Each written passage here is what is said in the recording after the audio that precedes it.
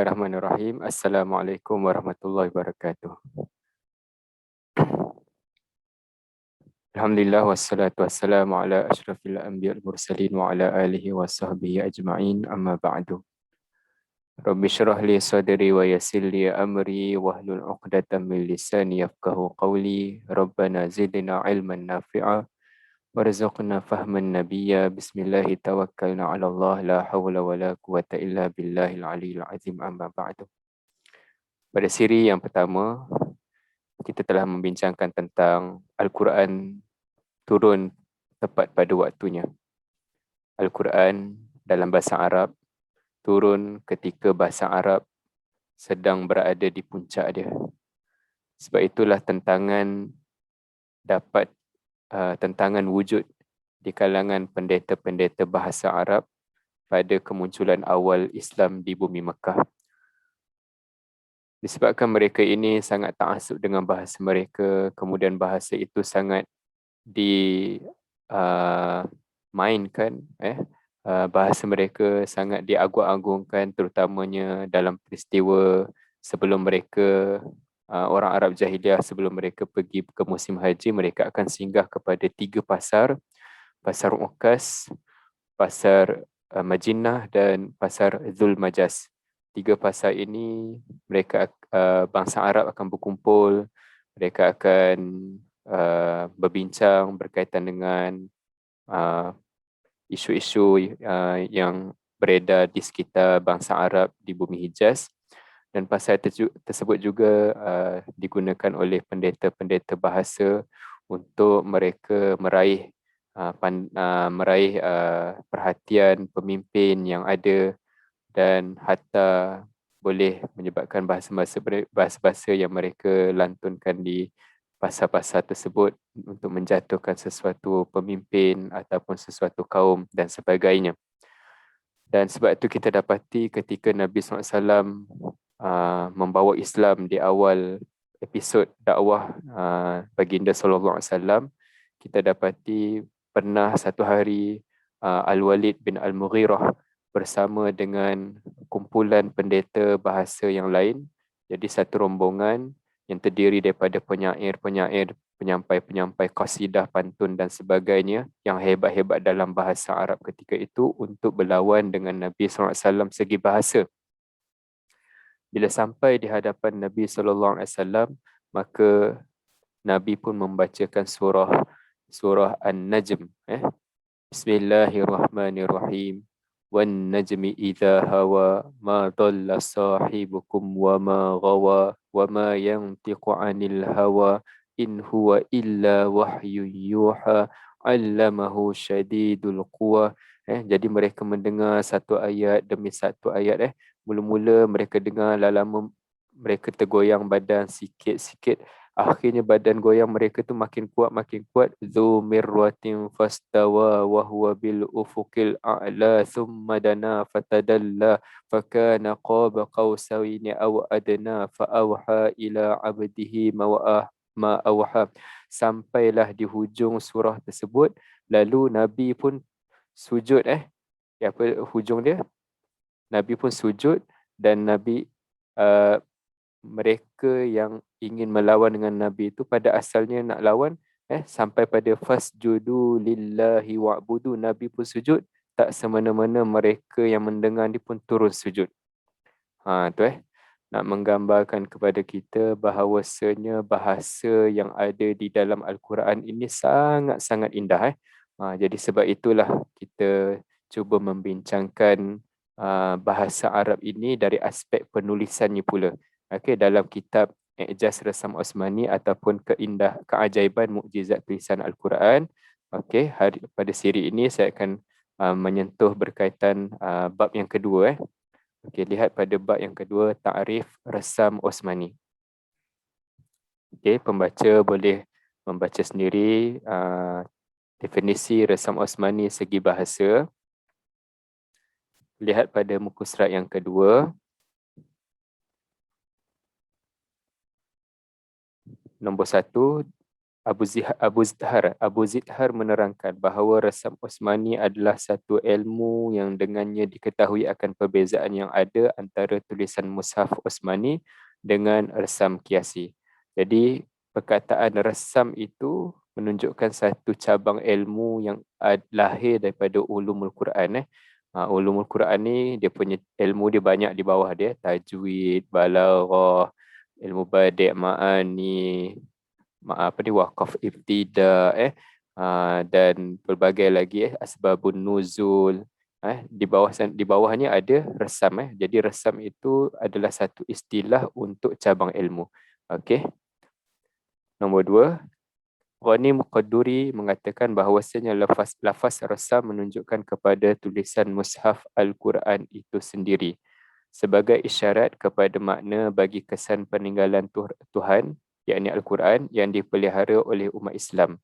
Jadi maksud Ghani Muqadduri ini adalah resam itu juga nisbah kepada tulisan Quran tersebut. Nisbah kepada tulisan Quran tersebut. Jadi kita ada dua tasawur lah. Bila sebut resam tu menunjukkan satu cabang ilmu. Bila sebut resam juga dia membawa kepada penulisan Quran tu sendiri. Itu tidak mustahil lah dalam kita sebut macam tauhid. Tauhid pun sebenarnya adalah akidah. Tapi tauhid juga melambangkan kepada satu cabang ilmu usuluddin. Ikutlah tajwid ke fiqh tu adalah syariat. Tapi fiqh bila disebut juga menggambarkan tentang cabang ilmu yang ada di dalam agama kita. Alhamdulillah. Baik, muka surat yang kedua. Baik, jenis-jenis resam. Jenis-jenis resam ni ada 3. Yang pertama, nombor 1, resam imla'i. Okey. Tulisan yang diasaskan oleh ulama Basrah dan Kufah sebagai kaedah khusus dengan bersandarkan kepada mushaf Osmani, ilmu nahwu dan saraf. Ia juga dikenali dengan nama resam kiasi. Resam kiasi. Resam imla'i ni sama kita sebut juga sebagai resam kiasi, iaitu resam yang diasaskan oleh dia punya penulisan tersebut oleh ulama-ulama Kufah dan Basrah. Okey. Jadi ulama Kufah dan Basrah ni pun lah kemudian setelah mereka Iraq menjadi negara Islam. Tapi sebelum tu itulah resam imla'i berdasarkan tata bahasa mereka sendiri ataupun kita sebut sebagai standard Arab yang asal. Itu maksud resam imla'i. Kalau kita contoh kita kata kita nak eja maliki, kita eja mim, alif, lam, kaf. Jadi ada 4 huruf.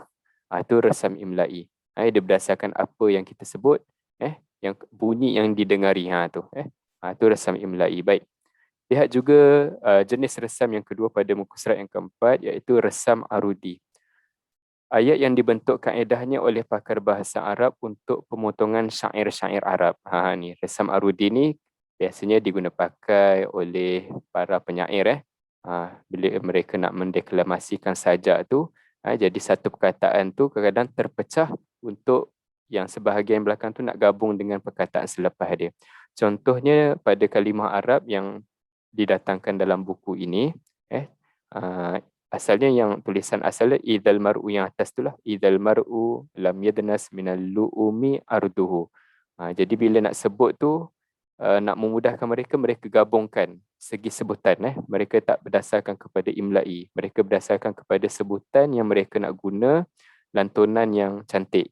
Contoh, lihat pada tulisan Arab yang di bawah tu. Idzal mar'u lam yadnas minal lu'u mi'arduhu. Dia gabung-gabung macam tu sebab berdasarkan kepada lantunan yang ingin dibuat oleh seorang penyair. Baik. Yang ketiga, resam istilahi. Resam istilahi ni yang kita nak pergi bincang ni. Jadi resam istilahi ni kita sebut sebagai resam Osmani jugalah, yang cuba patternkan yang patternnya didapati di dalam Al-Quran tu.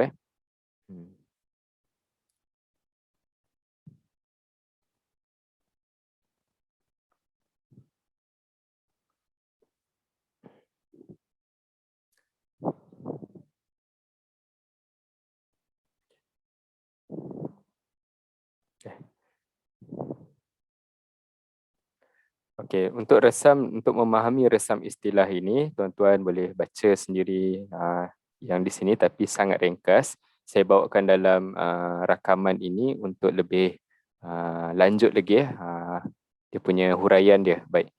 Jadi dia sering ada kewujudan disebut sebagai resam mushaf. Ada sebahagian sebut resam Osmani tapi hari ini kita sebut sebagai resam Osmani lah. Tapi tatkala kita dapati dalam kitab pun disebut sebagai resam mushaf yang merujuk kepada resam Osmani juga. Jadi kenapa ada wujud istilah tersebut? Jadi kita nak lihat kewujudan asal alasan kewujudan itu kita datangkan dalam huraian tesis saya. Okey. Dia katakan resam mushaf ini menunjukkan kepada dua makna. Pertama ialah penulisan Al-Quran yang dilaksanakan oleh para sahabat dengan arahan yang datang daripada Nabi SAW. Jadi para sahabat sebahagian mereka yang pandai menulis ini menjadi penulis wahyu untuk Al-Quran. Tu. Contohnya seperti mana turunnya ayat berikut. Contoh dia datangkan contoh ni, dalam ni tak adalah. Iaitu berkaitan, minta maaf dia punya tulisan agak lari. Kalau nak catat, dia dalam surah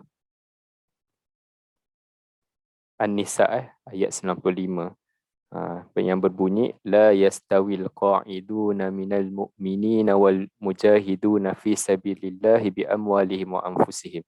Jadi pada asalnya datang begitu. Kemudian ayat ni menceritakan tentang orang yang beriman sekadar duduk di atas tikar sejadah, tidak ada usaha untuk berjuang di jalan Allah Ta'ala. Dia tidak sama dengan orang beriman yang mengorbankan harta jiwa mereka di jalan Allah Ta'ala. Ada beza, darajat mereka sangat berbeza. Jadi benda ni dinyatakan oleh Allah Ta'ala dalam ayat berkenaan. Lalu Abdullah bin Ummi Maktum, seorang sahabat walaupun dia buta, tetapi semangat dia tinggi. Semangat dia tinggi untuk dia pun nak turut serta dalam peperangan. Sebab tu di zaman Nabi dia datang bila turun je ayat ni, dia rasa diri dia macam berada di tahap darajat yang rendah yang tadi tu. Jadi dia jumpa dengan Nabi, maka Nabi pun dapat aduan daripada Abdullah bin Ummi Maktum, maka Allah Ta'ala pun turun ayat untuk menasahkan yang pertama yang berbunyi la yastawil qa'iduna minal mu'minina ghairu ulid darari wal mujahiduna fi sabilillahi bi amwalihim wa anfusihim. Jadi ada penambahan ghairu ulid darar. Seorang yang beriman yang hanya duduk di atas tikar sejadah tapi tidak ada apa-apa mudarat. Tidak sama dengan orang yang beriman yang berjuang di jalan Allah Ta'ala dengan jiwa dan harta mereka. Jadi Abdullah bin Ummi Maktum pun dirasa lega apabila turun ayat yang menasahkan ayat yang pertama tadi. Jadi kalau kita lihat Abdullah bin Ummi Maktum ni semangat perjuangan dia memang tinggi. Sebab tu di zaman Sayyidina Umar bin Al-Khattab, tentera Sa'ad bin Abi Waqqas yang dihantar untuk merempuh, menjatuhkan kerajaan Parsi di Al-Qadisiyah, maka Abdullah bin Ummi Maktum adalah salah seorang tentera dia. Dia ikut sekali rombongan sampai di Qadisiyah. Saat beberapa sahabat tak bagi dia ikut. Sebab apa? Sebab dia buta. Macam dia nak pegang senjata nak lawan. Jadi dia mengadu kepada Sa'ad bin Abi Waqqas. Dia mengadu, dia kata, wahai Sa'ad, engkau adalah ketua kami kan. Jika engkau tidak benarkan aku untuk turut berperang, maka engkau kena jawab di hadapan Allah SWT, kenapa aku tidak ada peluang untuk mati syahid. Tu bila mendengarkan keinginan Abdullah bin Ummi Maktum yang sangat tinggi ini, jadi Sa'ad bin Abi Waqqas pun bagi part. Tu tentera pekerja mana yang sesuai untuk Abdullah bin Ummi Maktum. Okay, dikatakan dia bagi dia satu jawatan yang ada dalam tentera untuk dia sama-sama turut berperang. Tu hebatnya Abdullah bin Ummi Maktum. Baik. Jadi dalam ayat ini nak menceritakan tentang apabila turun je ayat ni, kemudian Abdullah bin Ummi Maktum pun datang, maka Zaid adalah penulis ketika itu, dia diarahkan untuk menambahkan perkataan ghairu ulid darar sebab ada tambahan ayat setelah Abdullah bin Ummi Maktum datang. Jadi ada beberapa contoh yang lain lagi lah. ada di dalam tesis saya lah. Baik. Jadi disebutkan sebagai itu resam mushaf. Okey. Okey. Manakala maksud yang kedua, resam mushaf juga ialah berkaitan dengan semua perkara yang dibincangkan dalam menulis Al-Quran. Sama ada perbincangan yang meliputi metodologi penulisannya, begitu juga yang berhubung dengan tanda-tanda dot seperti nuqatul i'rab, nuqatul i'jab. Dulu tak ada baris, sekarang dah ada baris. Dan zaman Nabi tu tak ada titik. Ba, ta, tha tu haikal dia, rumah dia sama je. Kita dah sebut pada siri yang pertama. Tapi setelah itu, bila berlaku pembukaan negara demi pembukaan, menyebabkan orang yang ajam ramai masuk ke dalam agama Islam, jadi mereka nak baca Quran macam mana? Tu. Jadi adalah nuqatul i'jam. Tu. Ada imalah, simbol, isman dan sebagainya. Ini semua terangkum dalam maksud resam mushaf. Tu. Jadi timbul di situ penggunaan istilah resam mushaf tu di situ. Okey, manakala resam Osmani ni, resam Osmani ni insya-Allah kita akan pergi kepada buku kita semula. Lihat pada muka surat yang kelima. Pengumpulan Al-Quran. Dia ada kaitan dengan pengumpulan Al-Quran. Okey, pengumpulan Al-Quran dibahagikan kepada 3 zaman. 3 zaman secara zahirnya dia ada 3 zaman. Pertama adalah zaman Nabi SAW itu sendiri. Ketika Nabi SAW masih hidup, wahyu masih sedang rancak turun kepada Nabi, maka di situ dikatakan itulah makna pengumpulan yang pertama. Maka pengumpulan yang pertama di zaman Nabi ini adalah lebih kepada makna menghafal. Okey. Wahyu Al-Quran dijaga dengan kaedah menghafal. Sebab tu dikatakan dalam para sahabat mengatakan kami diberikan kelebihan mengingat Al-Quran, mengingat sesuatu ni. Jadi mereka, Allah Taala bagi kelebihan pada umat ini adalah mengingat Al-Quran. Tu. Jadi daripada Jibril kepada Nabi SAW dalam melalui hafazan, Nabi SAW kepada para sahabat seperti Abdullah bin Mas'ud, Ubay bin Ka'ab, Salim Maula Huzaifah dan Zaid bin Sabit, siapa lagi lah itu dalam bentuk hafazan. Kemudian para sahabat ni yang ambil inisiatif untuk menulis Al-Quran untuk simpanan sendiri. Berlaku di zaman Nabi SAW. Sebab tu Nabi dalam muka surat yang ke-9 itu, Nabi pernah berkata, la taktubu anni wa man kataba anni ghairal Quran falyamhu. Sebab tu dalam hadis-hadis Nabi ni ada juga sahabat sibuk-sibuk untuk mencatat hadis-hadis Nabi tu. Nabi takut bercampur dengan Quran, maka Nabi melarang untuk menulis hadis-hadis berkenaan. Jadi Al-Quran disuruh untuk tulis, manakala hadis dilarang. Bukanlah larangan qat'i sebab sebahagian lain sahabat diminta izin, Nabi benarkan supaya hadis tu tersimpan elok. Baik. Itu maksud pengumpulan di zaman Nabi SAW, iaitu dalam bentuk hafazan. Baik, nombor 7, muka surat ke-7, perenggan bawah sekali iaitu Masruq berkata, disebutkan tentang Abdullah bin Mas'ud di sisi Abdullah bin Amr bin Al-As. Jadi Abdullah bin Amr bin Al-As ni, orang pernah sembangan dia, lepas tu tersebut nama Abdullah bin Mas'ud radhiyallahu anhu. Maka kata Abdullah bin Amr bin Al-As, anak kepada Amr bin Al-As ni, dia kata apa? Aku sentiasa menyukai lelaki itu, iaitu Abdullah bin Mas'ud, kerana aku pernah dengar Nabi SAW bersabda, ambillah Al-Quran dari 4 orang.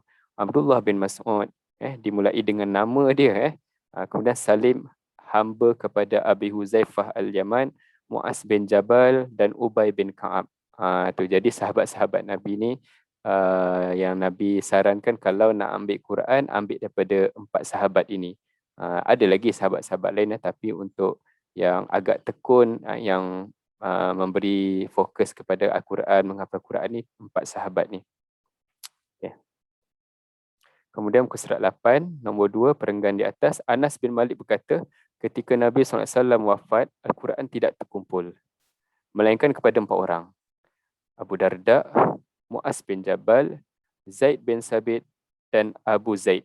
Abu Zaid ialah seorang pakcik saudara sebelah ayah Anas bin Malik. Nama beliau ialah Qais bin Al-Sakan. Okay, jadi ada penulisan mushaf di ketika itu yang terkumpul pada Abu Darda, Muaz bin Jabal, Zaid bin Sabit sendiri dan Abu Zaid. Baik. Perenggan bawah dia dan banyak lagi riwayat yang menunjukkan kepada proses pengumpulan itu berlaku dengan cara menghafal dalam dada para sahabat. Acara tradisional ini sangat dikenali sebagai proses talaki dan musyafahah. Sampai ke hari ini pun, walaupun kita ada mushaf yang tercetak, kita tetap masih lagi menjalankan talaki dan musyafahah. Terutamanya mereka yang menghafal Quran, mereka yang membaca Al-Quran. Masih ada lagi menghadap guru. Sama ada murid membaca di hadapan guru ataupun guru yang membacakan di hadapan murid. Jadi ada di situ talaki musyafahah. Baca, tegur, itu talaki dan musyafahah. Dan ia merupakan sebuah anugerah yang hebat untuk umat ini di dalam menjaga ketulinan dan keabsahan ilmu yang diterima. Sehingga Ibnu Jazari ada menukilkan hal ini dengan kata-kata beliau, sesungguhnya berpegang kepada berpindahnya Al-Quran dengan cara menghafal di dalam dada, bukan melalui penulisan mushaf, merupakan semulia-mulia keistimewaan kurniaan Allah hanya untuk umat ini. Jadi Al-Quran kita dihafal. Nak bezakan dengan kitab-kitab Samawi yang terdahulu, kitab Taurat, kitab Injil, kitab Zabur, turun tak ada hafal. Tapi Quran dihafal. Itu sebuah bentuk kemuliaan untuk umat Nabi SAW. Baik.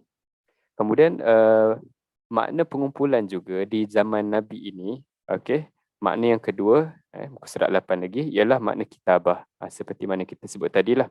Sebagian sahabat tu memang mereka diminta oleh Nabi untuk menulis. Jadi yang mana pandai menulis ni, dia tulis. Sebab tu kita lihat di zaman Makkah, Abdullah bin Mas'ud adalah seorang yang menulis apa-apa wahyu yang turun kepada Nabi SAW. Abdullah bin Mas'ud, dia ada mushaf dia. Kemudian manakala Nabi berhijrah ke Madinah, siapa nama sahabat tu? Ubay bin Ka'ab. Ubay bin Ka'ab yang menulis mushaf kebanyakan wahyu yang turun di Madinah, Ubay bin Ka'ab. Tapi di hujung-hujung hayat Nabi SAW, daripada pertengahan sampai hujung hayat Nabi tu, Zaid bin Sabit adalah sahabat yang mendapat jawatan yang mulia ini. Nanti kita akan baca apa-apa riwayat yang ada yang didatangkan yang menguatkan kata ini, fakta ini. Dia sehingga mendapat julukan Alzamus Sahabah fi Kitabatil Wahyi.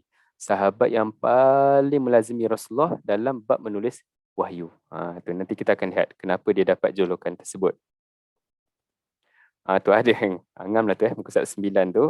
Bawah sekali perenggan yang bawah sekali daripada Zaid bin Sabit radhiyallahu anhu. Ini cerita dia macam mana dia sangat rapat dengan Nabi, dia bersuhbah dengan Nabi SAW dan setiap kali datang wahyu, Zaid bin Sabit akan dipanggil.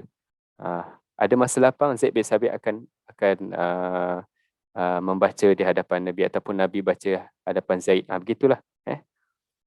Dahulu kami bersama Rasulullah SAW. Maknanya ada beberapa orang lah. Kami tulis Al-Quran di atas kulit-kulit binatang. Itu adalah metod ataupun kaedah penulisan Al-Quran di zaman Nabi SAW. Di atas pelepah tamar, kepingan batu, tulang-tulang yang lebar, batu-batu licin yang agak lebar sedikit, pelepah tamar yang hujung dia tu. Ni pelepah tamar kan kalau dipangkal dia, dipangkal dia. Jadi pangkal dia tu, dia agak lepes sedikit dan dia boleh dibuka. Yang hujung ni tempat tumbuh daun lah. Jadi itu pun diambil untuk dijadikan sebagai buku untuk mereka menulis Al-Quran.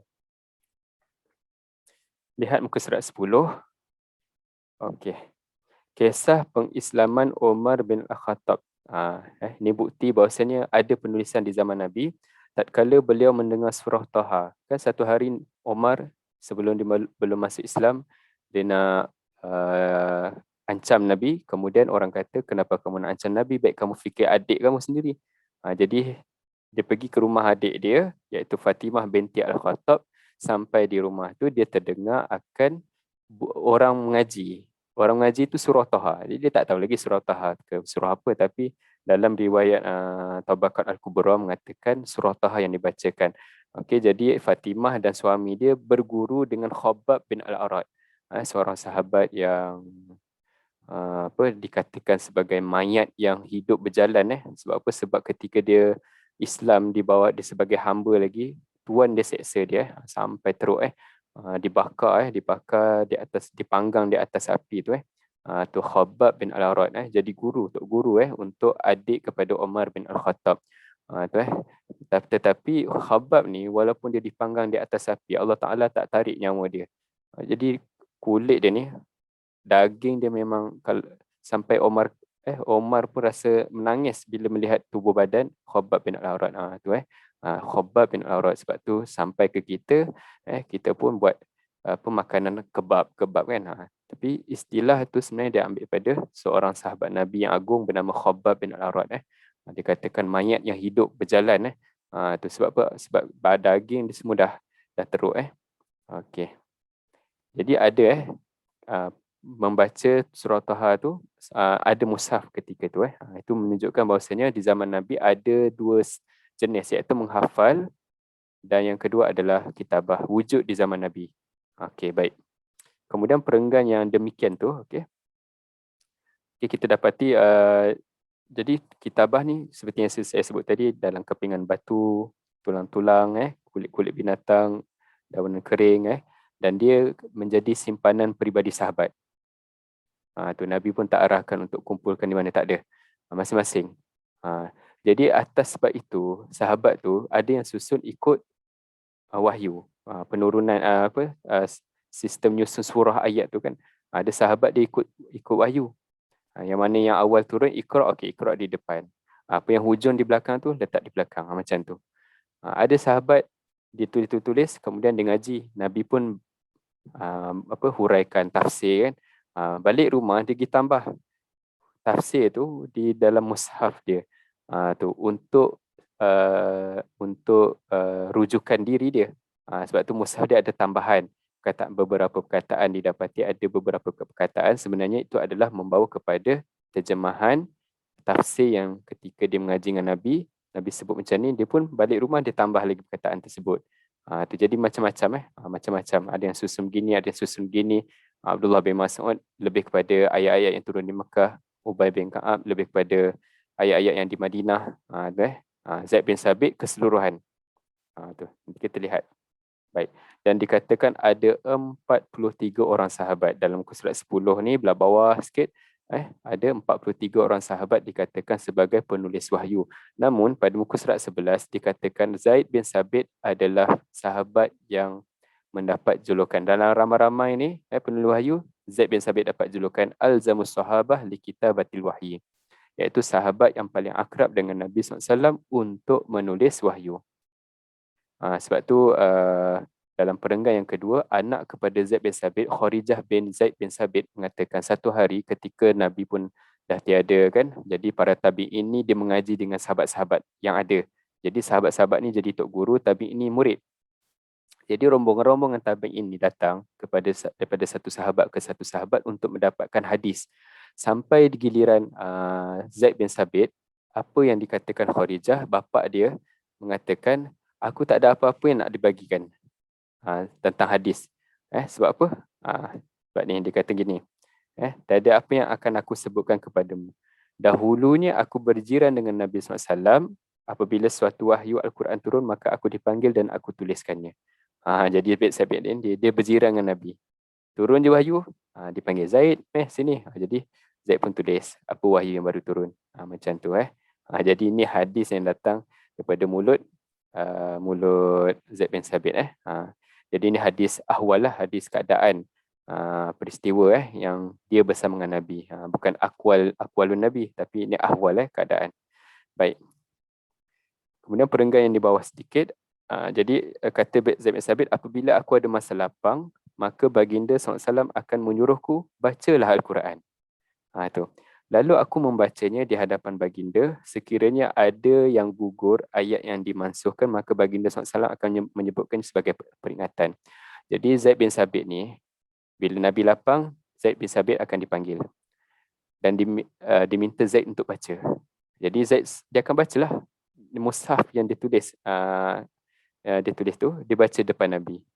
Jadi ayat-ayat yang mansuh, ayat-ayat yang datang kemudian memansuhkan ayat yang lama, maka ayat yang lama tu kalau kata tiada, dah digugurkan melalui dengan arahan daripada Jibril, maka Nabi akan beritahu, okay, ayat ni kena gugurkan. Sebab tu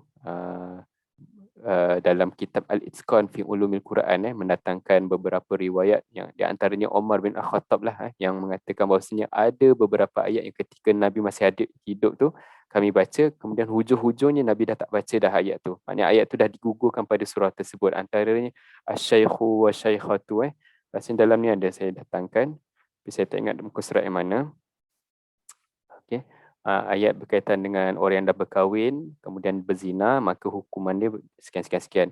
Begitu juga dalam kitab Al-Itqan mengatakan Umar Khattab pernah berkata, dahulu kami pernah baca ayat tentang seseorang manusia, kalau diberikan emas satu bukit, dia akan tamak, dia nakkan 2 bukit. Kalau dah dapat emas sebanyak 2 bukit, dia nak jadi 4 bukit. Tu maknanya manusia ni tak pernah rasa cukup. Jadi ayat tu tak ada dalam Quran, sekarang dah tak ada.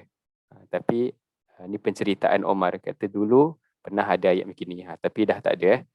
Sebab tu Nabi SAW dia sentiasa bertalaki tasmi' baca dengan Jibril, tok guru dia, pada setiap malam Ramadan. Setiap kali datang Ramadan, Nabi akan tasmi' Quran dengan Jibril. Tu. Baik, jadi sehinggalah Ramadan yang terakhir sebelum Nabi SAW dia wafat berjumpa dengan Allah Ta'ala ni, Nabi tasmi' sebanyak 2 kali khatam. Biasa setiap Ramadan sekali khatam. Yang ni 2 kali khatam. Tu. Jadi sahabat tahu bahawasanya ini adalah Ramadan terakhir yang mereka akan bersama dengan baginda SAW. Sambil-sambil tasmi' tu, maka sahabat yang menulis wahyu ni akan berada di situ. Dan yang paling yang ada adalah Zaid bin Sabit. Dia akan check, okey, ayat ni berada di surah mana? Okey, surah ni selepas surah apa? Macam tu. Okey, ayat ni ada lagi kita ada. Okey, yang tak ada, dia akan potong macam tu.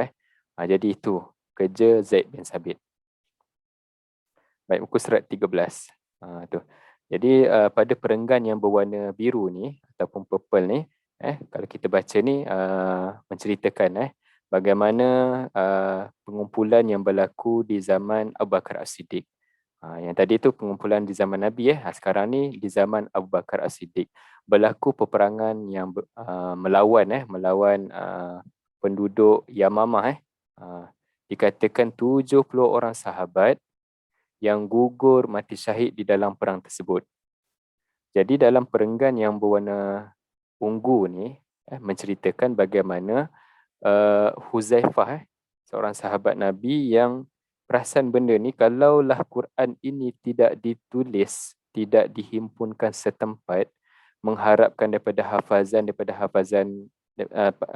mengharapkan tabi'in menghafal daripada hafazan sahabat, dengan peristiwa 70 orang sahabat wafat di dalam perang tersebut, maka kemungkinan hujungnya Quran tak akan dibaca lagi oleh umat yang akan datang. Tu kita akan baca ni. Kalau kita baca pada perenggan ni, kita akan dapati kisah dia begitu. Jadi begitu pada Umar. Umar jumpa dengan Abu Bakar yang kepada ketika itu menjadi khalifah yang pertama. Awalnya Abu Bakar biasa memang dia tak nak. Okey, sebab Nabi tak pernah buat. Tu. Nabi tak pernah buat, dia nak buat macam mana kan? Takkan dia nak buat benda yang Nabi tak pernah buat. Tapi Umar tu sering mendatangi dan menyebutkan perkara kebaikan kalau menulis mushaf ini dikumpulkan setempat, biar terjaga betul-betul. Akhirnya Allah Ta'ala pun buka hati Abu Bakar As-Siddiq. Maka dia ambillah siapa petugas dia adalah Zaid bin Sabit. Tu. Jadi Zaid bin Sabit pada muka surat 11 tu, tuan-tuan, lihat pada perenggan yang warna ungu ni juga, kalau lihat pada baris yang di bawah tu, maka aku, yakni Zaid bin Sabit melaksanakan tugas ini.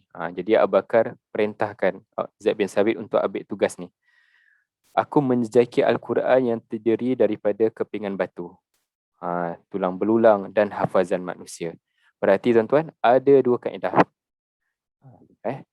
Walaupun Zaid bin Sabit memiliki mushaf dia sendiri yang sering disemak melalui bacaan Nabi SAW, namun tetap Zaid bin Sabit menjalankan proses pengumpulan Al-Quran ini dengan dua kaedah. Yang pertama iaitu dia cuba jejak tulisan-tulisan Al-Quran yang lain daripada orang lain. Yang kedua daripada hafazan manusia. Tu, okey. Okey, ada yang tulis, okey, ada tak yang hafal ayat ni? Dikatakan mesti paling kurang 2 orang yang menghafal ayat ni.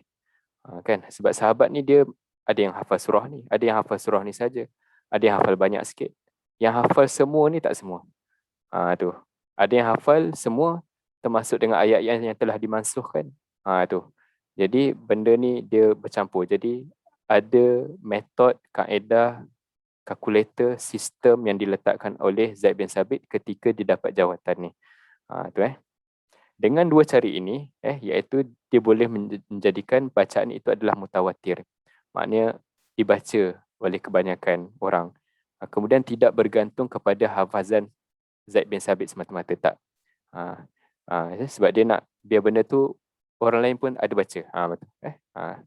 Baik, sebab tu ketika macam tu muncullah mushaf Ali, mushaf Ubay, mushaf Ibnu Mas'ud, itu Abdullah bin Mas'ud, timbul timbul mushaf-mushaf tersebut, tu di dalam catatan sejarah pengumpulan Al-Quran di zaman Abu Bakar As-Siddiq. Itu yang berlaku. Jadi masuk pada zaman yang ketiga, iaitu zaman pemerintahan Osman bin Affan radhiyallahu anhu. Sebenarnya peristiwa pengumpulan semula kali kedua di zaman Osman bin Affan ini yang dilaksanakan oleh Zaid bin Sabit juga ialah berpunca daripada zaman Omar sendiri sebenarnya. Ketika Omar yang sangat agresif untuk membuka negara-negara yang ajam, yang bukan Islam, menjadikan negara Islam, maka bertebaran para sahabat di kebanyakan negara yang bersekitar dengan Jaziratul Arab. Jadi sahabat ni bila dia pergi ke sana, dia membawa qiraat yang dibaca. Okey, jadi sahabat yang pergi ke Iraq, dia bawa qiraat yang ni. Yang pergi ke arah Syam, bawa qiraat ni. Yang pergi ke sana, yang pergi ke Yaman, semua membawa qiraat masing-masing. Sehinggalah di zaman Osman bin Affan berlaku peperangan. Okey, berlaku peperangan, apa nama peperangan tu? Azerbaijan, kalau tak salah saya Azerbaijan, peperangan Azerbaijan. Maka bertembung tentera Islam daripada Iraq dengan Syam bertembung di satu tempat untuk menjadi tentera di peperangan tersebut. Jadi ketika yang jadi imam ni adalah tentera Syam, maka orang Iraq pun tak nak jadi makmum. Sebab apa? Sebab qiraat, bacaan yang dibaca oleh orang Syam lain. Tu. Jadi kita nak tahu qiraat ni macam mana, dia satu ilmu pula. Ketika orang Iraq menjadi imam, tentera Iraq menjadi imam, tentera Syam tak nak jadi makmum. Sampai tahap kepada menyalahkan Quran pihak lain. Qiraat kamu ni salah. Sampai tahap macam tu. Jadi situasi ini yang tidak elok ni dapat dilihat oleh Huzaifah bin Al-Yaman. Dia bergegas lari ke Madinah, bertemu dengan Osman bin Affan dan menceritakan tentang ni. Dan akhirnya Osman bin Affan ambil Zaid bin Sabit lagi sekali untuk menyalin semula mushaf yang pernah dikumpulkan oleh Abu Bakar As-Siddiq, kemudian disalin kepada 7, ada kata 8, ada kata 9 riwayat mengatakan begitu. Setiap mushaf tersebut dia mewakili qiraat yang ada di sana. Dan dalam resam itu dia sebenarnya dia terkandung juga qiraat yang lain. Macam tu. Tak apa, mungkin kurang faham sedikit, tapi di zaman tu tak ada mesin cetak. Jadi sebab tu Osman bin Affan dengan tim dia menyalin semula mushaf yang ada di simpanan Hafsah ketika itu, anak kepada Omar, yang pernah dikumpulkan oleh Abu Bakar As-Siddiq di zaman pemerintahan Abu Bakar As-Siddiq. Baik, jadi dipinjam dan disalin semula. Okey, jadi satu mushaf siap, kemudian 2 mushaf, kemudian 3 mushaf, 4 mushaf. Jadi satu mushaf 30 juzuk, yang ni dibagikan kepada penduduk Syam, yang ni penduduk Kufah, yang ni Basrah. Di Madinah, Madinah ada 2, Madinah Madinah pertama, Madinah kedua. Madinah pertama disimpan oleh Khalifah Osman bin Affan sendiri, Amirul Mukminin Osman bin Affan sendiri. Madinah yang kedua digunakan oleh pakai orang Madinah, penduduk Islam Madinah sendiri. Baik. Jadi Mekah pun ada 1. Jadi ada sehingga 7 riwayat kata ada 8 dan 9 dan sebagainya, boleh lihat di perbincangan ini. Jadi benda tu, mushaf tu disalin semula, dan di dalam mushaf itu ada resam yang meraihkan kiraat-kiraat yang lain. Contoh, saya datangkan satu contoh je yang kita sebenarnya baca hari-hari. Dan kenapa resam dia begitu? Kerana dia ada wujud unsur kiraat.